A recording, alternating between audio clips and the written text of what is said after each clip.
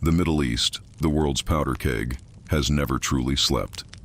For decades, the tension between the United States and the Islamic Republic of Iran has been a simmering Cold War. It's been an endless cycle of crippling sanctions, proxy, conflicts, and retaliatory threats. But what would happen if that ballooning tension finally popped? Not in a grueling, decades-long war of attrition like Iraq or Afghanistan, but a lightning-fast, devastating, and surgically precise military campaign. Imagine this. The Pentagon activates a top-secret contingency plan. A firestorm descends on Tehran, and in exactly 48 hours, the entire political and military apparatus of Iran completely collapses. Is this even militarily feasible? And more importantly, what would the world look like on day 3, when the year dust finally settles? Welcome to the scenario. The fall of Iran in 48 hours.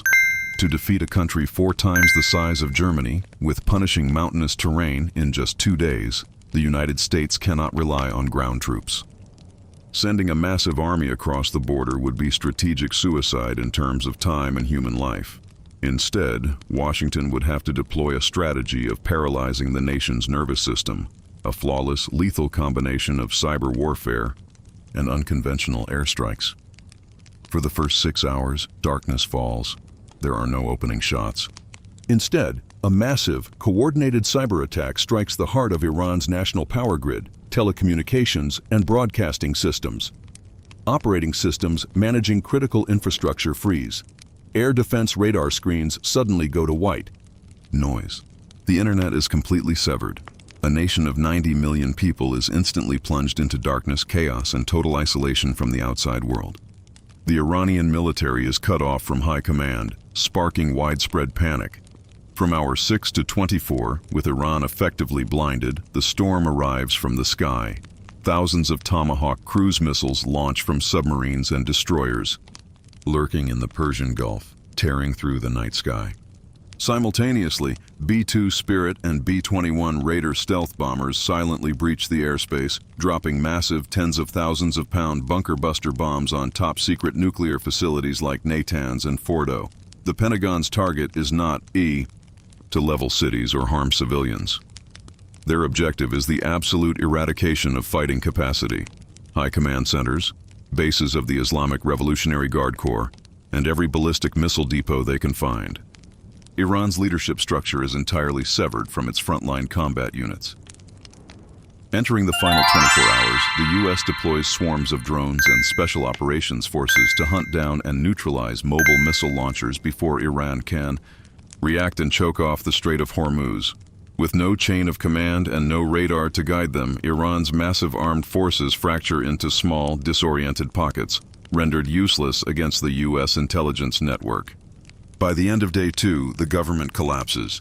High-ranking officials are either eliminated or forced into hiding. The Pentagon steps up to the podium and declares the military objective complete. But while the military campaign might be over, the global shockwave has just begun. The exact moment the first missile launches, global financial markets suffer a heart attack.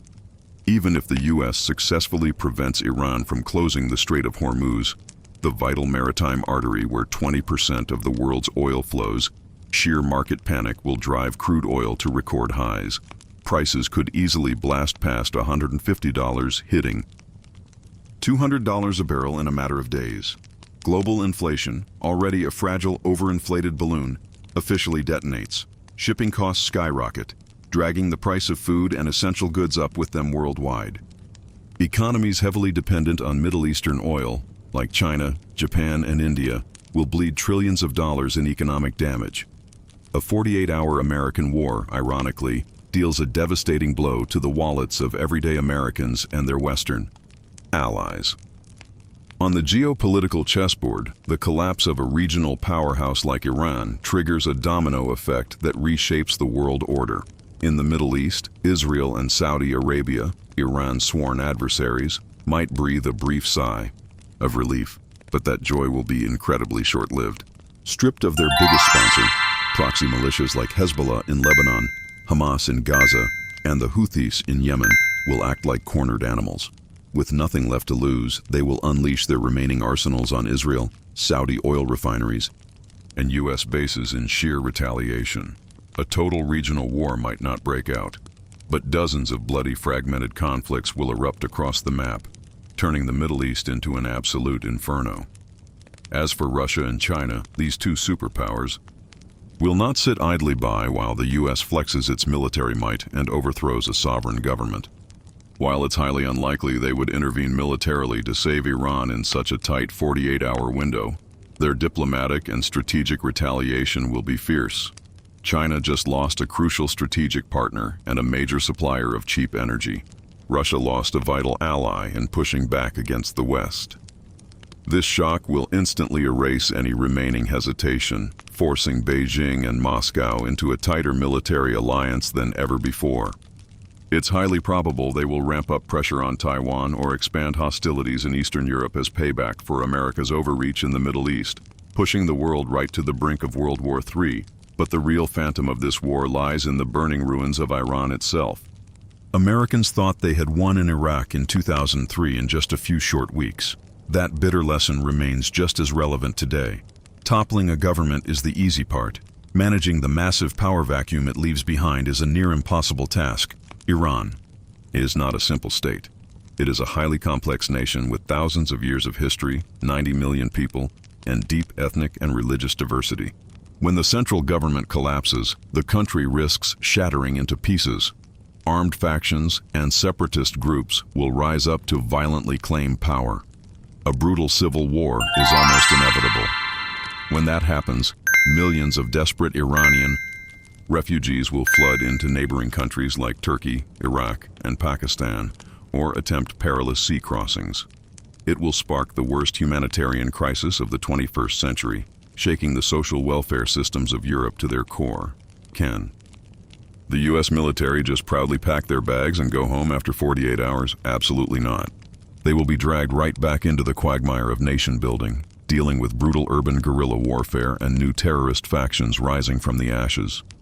The cost of a 48-hour bombing campaign might only be a few dozen $billion, but the cost of the cleanup, maintaining peacekeeping forces, and handling the economic fallout will run into the trillions, bleeding generations of American taxpayers dry. Defeating Iran in 48 hours, if we look purely at American military theory and technological supremacy, is a highly feasible scenario. The disparity in firepower, stealth capabilities, and cyber warfare is overwhelmingly one-sided. But in the harsh reality of the modern world, a military victory rarely equals strategic success. Taking a sledgehammer to a powder keg doesn't make the bomb disappear. It just spreads the fire to burn down the entire house. A 48-hour victory on the battlefield could very well spark a 40-year era of chaos for the rest of humanity. So, what do you think? Would the U.S. military elite ever dare to gamble the fate of the world on such a crazy and high-risk campaign? Let us know your thoughts down in the comments. Don't forget to hit like, subscribe, and turn on the notification bell so you never miss our next crazy what-if scenario. See you next time.